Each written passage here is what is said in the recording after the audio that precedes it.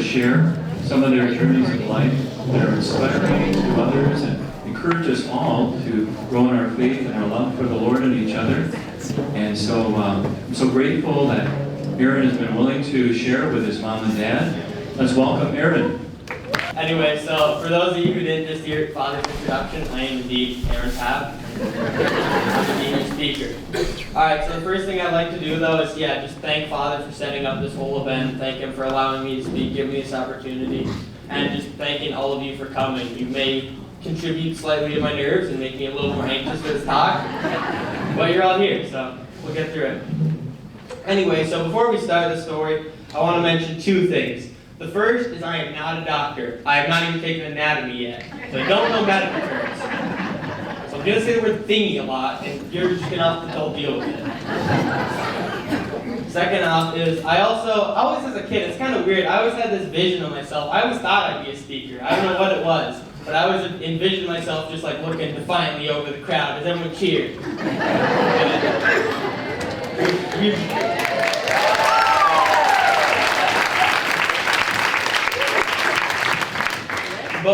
But we've reached an actual point now where I understand I have to say something inspiring to get people to the crowd. So we'll see if I can reach that point. Anyway, so this is my stroke from the perspective of a 16-year-old kid. Anyway, so when I was first born, I wasn't born like you'd imagine. I struggled the second I was born. I had breathing problems. There was, again, I don't know medical terms, but something in my body that gave oxygen collapsed, and I was hyperventilating. I had to get cut open by a surgeon, and he had to fix the thingy air thing. He had to fix it, and then after that, though, it all worked out, and I did survive, as you can imagine. I'm speaking here right now. Anyway, I have the belief that what happened, like everything goes through someone in their life, and I imagined that was my cross to bear, so I imagined the rest of my life would be pretty good.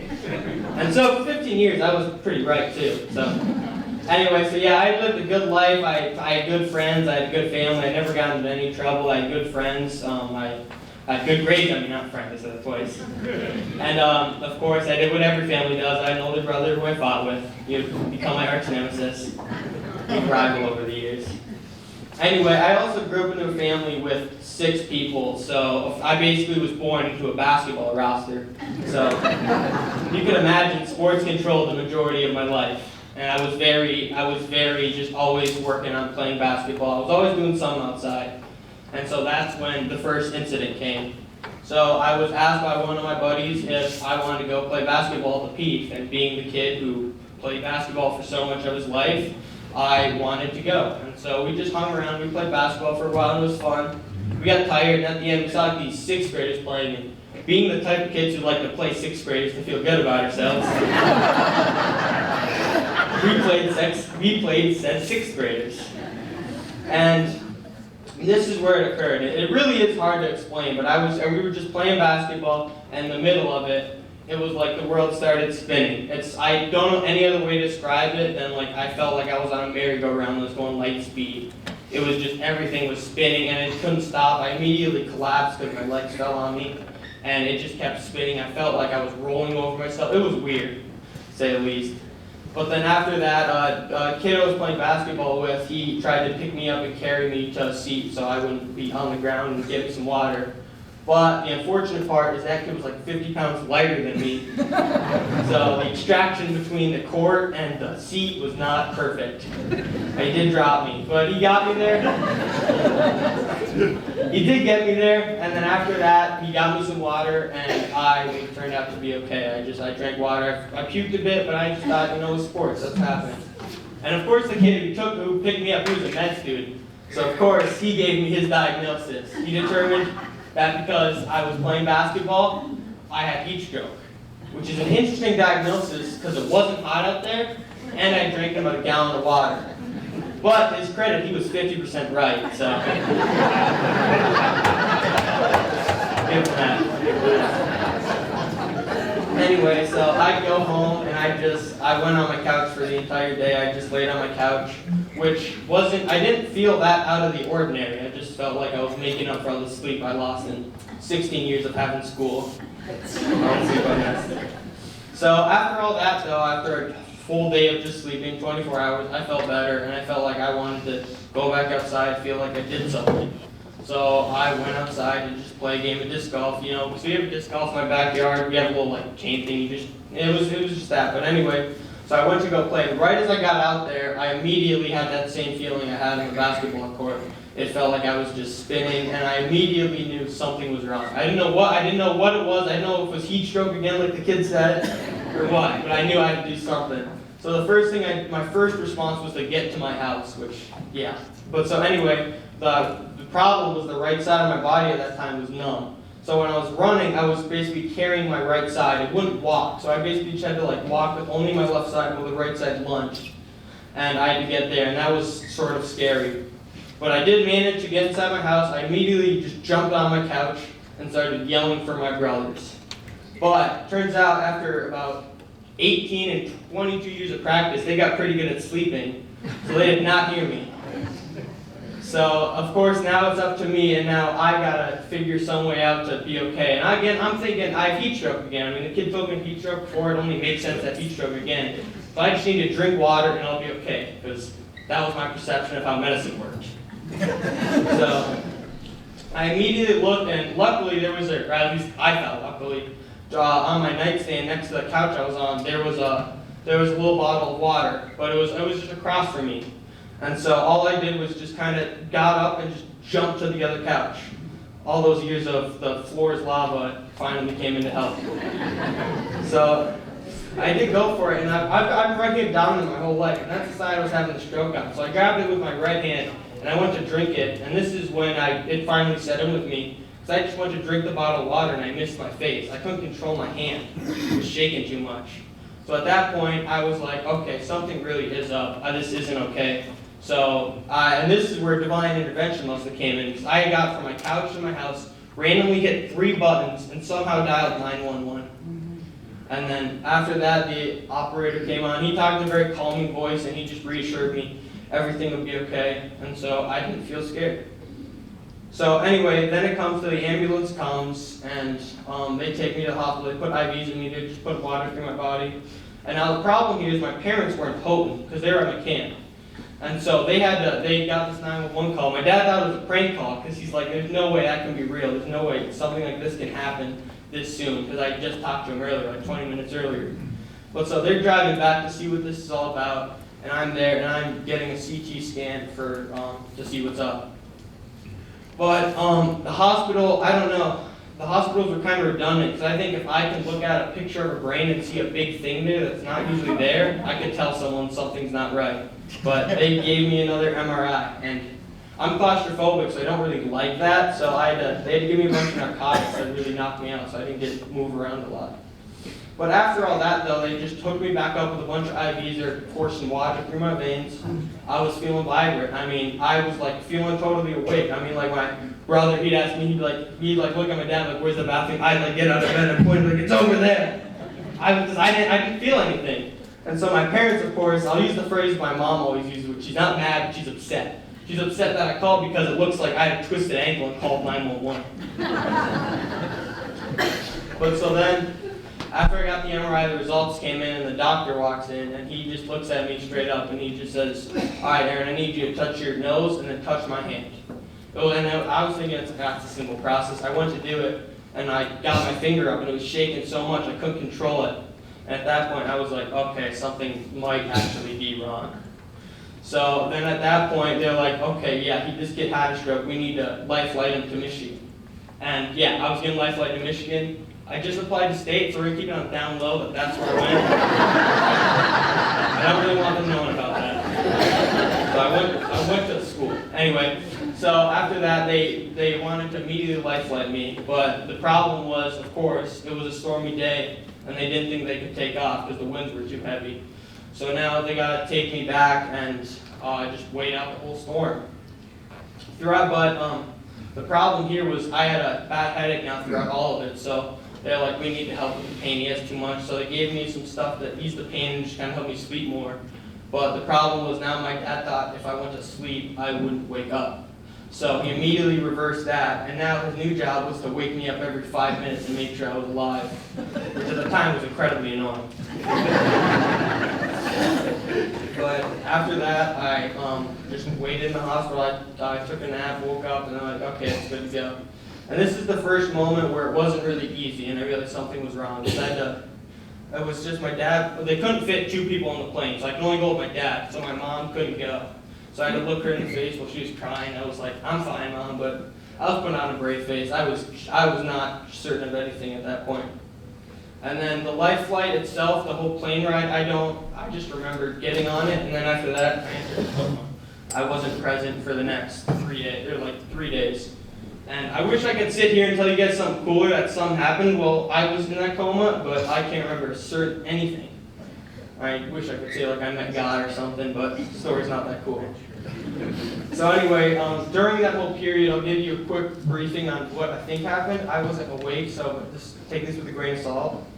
But basically, I just had a lot of CTs and MRIs, and besides that, they did surgery on my head. Then after that, I was on a ventilator, so they took me off the ventilator, so I was breathing on my own. And they assumed right after the ventilator, like maybe an hour after, I wake up. But the problem was after they took me off the ventilator, I didn't wake up. I took a full day before I wake up from the ventilator. So through those hours, my parents get more and more scared, like, why didn't he wake up? My family's like, why isn't he waking up? And so I'd sit there, and they just sat with me until it happened. And finally, at like 2 a.m. in the morning, it's my former arch enemy. He's sitting right next to me, and the nurse comes in and realizes, she's like, he's responsive. Like, tell him to come in, he'll do it. And so he told me to grab his arm, and I just lightly grabbed his arm. And so at that point, they realized I was at least alive, which at that point was quite a big accomplishment. And then, so what's kind of weird here is, so at this point, I'm awake, and my mind's kind of working. But it's like my memory doesn't come in a straight, like, this is when I woke up, here's what happened after. It's like in patches. And so I remember that certain thing, but I don't remember what happened after it. And so the two memories, like my first 2 memories were these. My first is I remember waking up like suddenly in a room, just looking around, not knowing at all where I am. And then the nurse seeing like he's awake, obviously. And he comes in, he's like, dude, what's going on? I was like, dude, where am I? He's just like, you've been through a lot, Aaron. You've been through a lot. Just go to sleep. It's okay. You're alive, and that's a big enough accomplishment. So I went to sleep, and just the next thing I remember is, again, of course, I wake up from that, and I look around, and I see doctors all across the room. It's just doctors now talking, and the only person that's by me is my mother. And so I look at her, I'm thinking this is all a dream, because I'm like, this can't happen. So I'm looking at her, and I'm like, let's go home. Like, what are we still doing here? Like, where am I even? And this is when the reality really hit me, because she says, Aaron, you can't go home. You just had a stroke. You have to do therapy. You're not good to go home. And at that point, it hit me like, dang, I really did have a stroke. I'm stuck here. So at that point, now I'm just stuck in the emergency care unit, the ICU. But that place was like the worst place ever. Only unpleasant memories there, so we're going to skip that phase. So next up, I finally, after through the ICU, they determined, okay, this kid, he can live independently. He's good. We can let him in a therapy room. He can work on himself. So they brought me up in there. And at the start, the therapy room was still frustrating. I needed they elevated a cast on the wall. on the ceiling. They attached it to my body, and that's how I walk. And then they'd hand me a ball, and they'd be like, Aaron, we need you to throw this ball. I'd get my hand up, I'd do the motion, but I would never throw the ball. I couldn't tell my hand to release. It was incredibly frustrating, nonetheless. And the overall process was just exhausting. They'd tell me simple things. They'd be like, Aaron, you need to grab this card. I'd do it, and then I'd take a 12-hour nap, which really isn't that much different from my previous life. I remember this was a key moment throughout it all. A doctor walks in, and he goes, Aaron, I want to know, when do you think you'll leave this hospital? I look at him, and it's somewhere in June. I was like, I want to be home by my birthday, which is July 2nd. And so he goes, okay, we'll make that happen.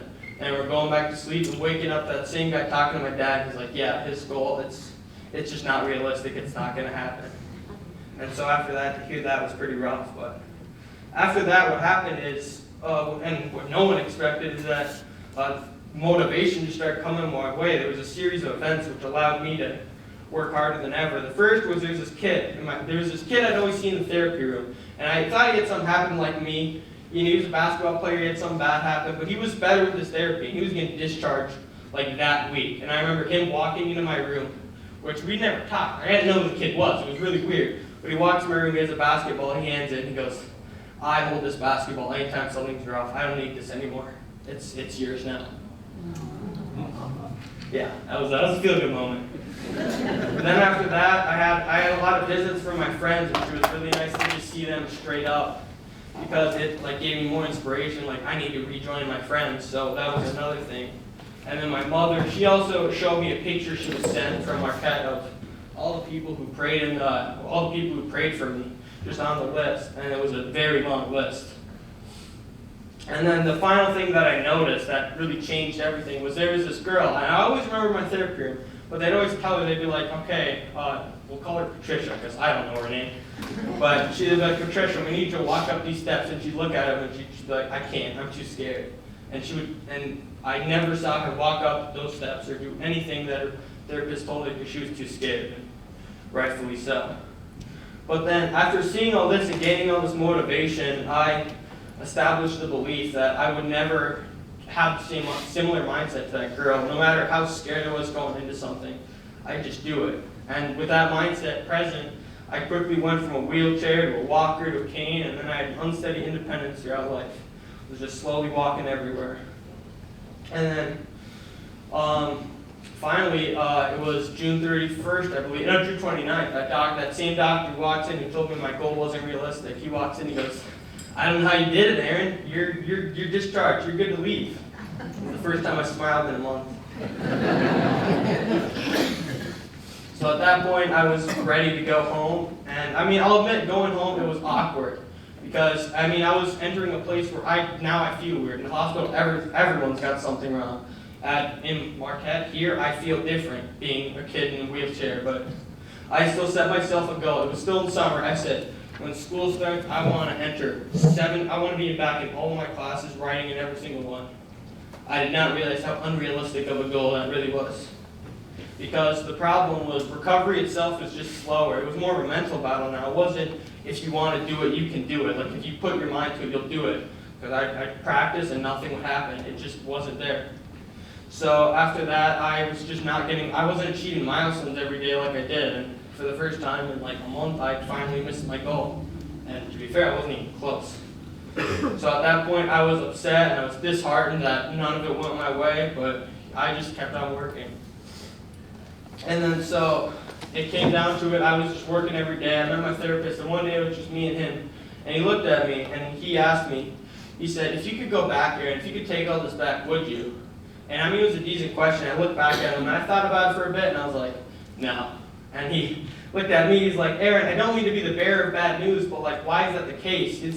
It's clear to see something's not right with you, something's going wrong, and I don't want to be that guy, but you're not that close to your goal either. You didn't accomplish your goal, like, why is that? And I was just like, and at that point, I was like, that's fair, and if it was just me in this world, I would definitely take that deal, but the fact that I was able to work and hopefully give that same mindset that I had to that girl, that was all that I needed to do.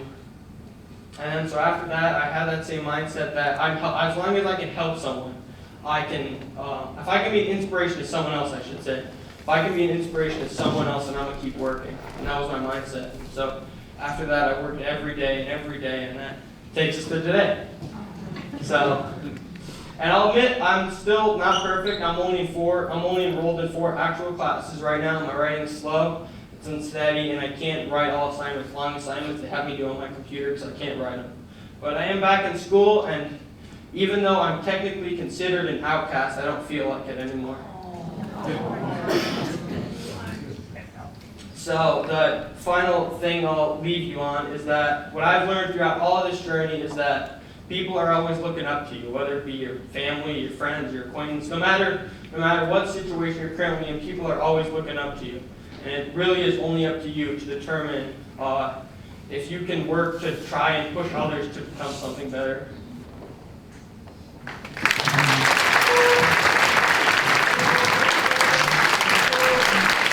Well, I'm glad we got through that. It was rough on me. a lot of you probably can't see this, but we have some slides because Aaron underscored the magnitude of what happened to him to some extent. This was a truly threatening problem, and he came literally within hours of dying up at U of M. I know probably most of you can't see this, but I'm going to do it anyway. This was the day before this happened, and I remember telling Aaron that you should probably mention that your mom and I weren't there instead of describing how terrible you were and we were out bar hopping or something. Anyway, this was in the ER, and he did look okay when we first got there. We were driving back from home, and we drove back the day that he went into the ER, and Steve Burbridge was there, and he's taking care of almost all of my kids when they break something or have something minor. And he told us on the phone that he looked okay and he wasn't sure what was going on. But the CT showed a stroke. And he had a cerebellar stroke. What happened was, I tried to calculate this because it's hard to, because it's such a rare event, but it's roughly about a 3 in a million chance that this would happen to a kid his age. And the problem with stroke where he had it was the brain has no room to swell up. If it swells up, your brainstem winds up herniating, which means it's getting crushed down the spinal canal, and you stop breathing and you die. And a cerebellar stroke is prone to that, so that's why they shipped us down to Ann Arbor. We have neurosurgeons there, but not pediatric neurosurgeons. So here, Susan didn't get to go. There's us in the squad there. And when we got there, like Aaron said, it was too foggy. The guys tried to land 3 times and couldn't, so they sent us back to Marquette. And that was terrible because time is of the essence, and he started getting a little more gorked out, which is a sign of increasing intracranial pressure, so it becomes a neurosurgical emergency. So this is what happened after we got to U of M. We got there, I went with Aaron, so we were flying, and he got progressively obtunded, and probably around, 4 or 5 o'clock, I could hardly wake him up anymore. So I called the neurosurgical res. I told the nurses, you got to get that guy in here right now. So this was, what happened after that was they said, okay, we're going to take him to surgery. And for God knows why they wanted to do another CT scan. So they hauled him to CT. I told Susan and Lukey were coming up, and they were close to Ann Arbor because I had them on find my phone. I said, you better get here. They're taking him to the operating room. So they did get here, and we saw him in the CT scan. He was coming out, and ostensibly he was going to go straight to the OR. So we said goodbye, and I swear I wasn't going to do this. Anyway, we went back to the room, expecting to hear from the neurosurgeon. It's going to be a 3-hour operation. And about an hour later, they come rattling back with Aaron in the gurney. And what happened was the pediatric neurosurgeon was on call, was operating on another kid who had exact same thing. So they had to rustle up another surgeon. There wasn't a pediatric neurosurgeon. He's not exactly a small fry. So they got an adult neurosurgeon, and they had to get him and prepare another OR. So he comes back in our room and wound up needing to be intubated. In other words, he had basically a cardiac arrest in the room right in front of us. And this was the aftermath. After that, they finally did get him in the OR. What you have to do when the brain swells up is you have to decompress the brain. So that means you take a piece of bone out. So he's got a hole in his head. I always knew he had it, but now I know where he got it. And they also put a tube, basically a tube that they drill through the top of your head into what's called the ventricle, where the cerebrospinal fluid is. And so that's how he came back to us.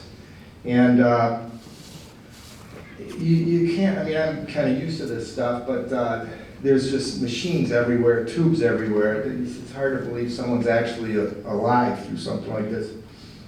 And of course, all the kids came, and he was supposed to wake up right after they turned off the sedative. It was supposed to be literally hours, so when they turned off the sedative, that's what we were waiting on. But it was 3 days, and he did wake up, and they weren't quite certain of it. We had, it's U of M. We had 4 neurologists, 2 neurosurgeons, and we'd have doctors everywhere, and they were all kind of questioning what was going on. He had to have an MRI, and they had to haul him out. It took about 12 people to get him moved. But here's our kids, and the whole family was there. So they say that you got a big family, you multiply the joy and divide the misery. Anyway, he finally got off the vent. He did tell us, a lot of his recollection is unclear, but U of M, they let you sleep in the room, so there were two kind of crummy beds there, and we slept next to him. At about 3 a.m. One night, the little nurse that was taking care, it was sort of funny because she was an Asian gal who probably weighed 40 pounds trying to move Aaron around, who even after losing 20 pounds was still close to 200, but she woke up Luke, and I was actually awake, and she said, come over here, because that was the first time he actually moved his hand on command. And then after that, he was able to come off of the vent, and then he was able to come off the oxygen, and then we just decided that he's actually going to live. But we weren't quite sure what kind of life it would be. And Monsignor came, and he brought, that's the stole of Bishop Barraga to try to goose things along after he was kind of waking up. So we get Bishop Barraga had something to do with this, but we didn't give him an A+ for the ultimate results. Because when Aaron woke up, he was underplaying it. He couldn't walk, he couldn't eat, he couldn't do anything. His right side was basically useless. His left side was affected by the increased pressure. Ataxia is what the cerebellum is responsible for all kinds of things, but basically it coordinates your actions. And the right side of the cerebellum controls the right side of his hand. And Aaron, in this picture, I don't know why it's not going, but what he said was it was his hand. He couldn't control anything. He couldn't. It would fly all over the place. So when we started practicing every day, and what he said about the ball was, Andrew bought him some trinket every day, and this was a ball on a string, and he couldn't. When he tried to throw it, he couldn't let go of it. So it was a very long journey, but he ate a lot of food. And these gals in rehab were just terrific. He had double vision for a while because the cerebellum controls part of the way the eyes align, so he had to wear a patch half the time to look like a pirate. We were running around on the wheelchair, and he did have his buddies come. This was his first trip outside. This was his first steps. They had to hook him up. What he said was true. They hooked him up like a winch. He couldn't support his weight, and he had a thing there, and that's how he started walking. So everything had to be relearned. He did learn how to play checkers, though. He took a road trip. He wore those silly glasses. That game is called, what is it called? Four or something. Honestly, somewhere along the line, I said that when your kids are over 7, you're not supposed to let them win at anything because it gives a jilted. But so even with his stroke, I didn't let him win, and I still never did win. Anyway, here's his stitches coming out, and here's his mom. Here's Grandma. And I liked his bed better than mine, so when he was a little better, I started using his. There's a scar. Here's CS mine. And here's we're going home.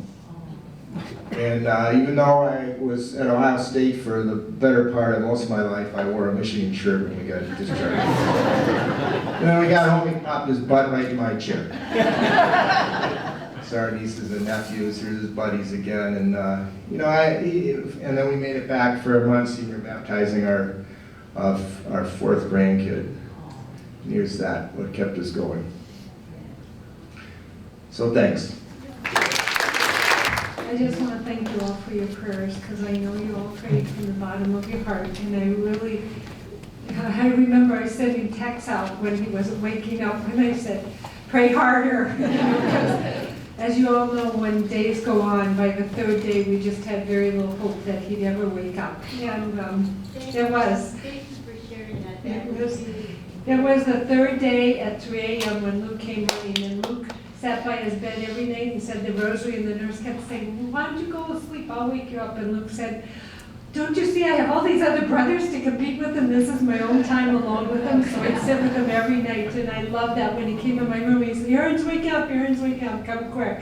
So that was divine intervention, the 3rd hour and the 3rd day. But thank you all for your prayers, I really appreciate it. And And when we got home, we realized Aaron was really struggling, having a rough time because he couldn't relate. His friends were all doing sports and he was really struggling. And we decided that he needed a friend. So Juliana Williams, I don't know if some of you know, she's a Catholic in our community, and her daughter was legally blind and she was moving, so she decided to put him up for adoption, her dog. It's, the picture's over there of Polly. And so we got Polly against his father's objections.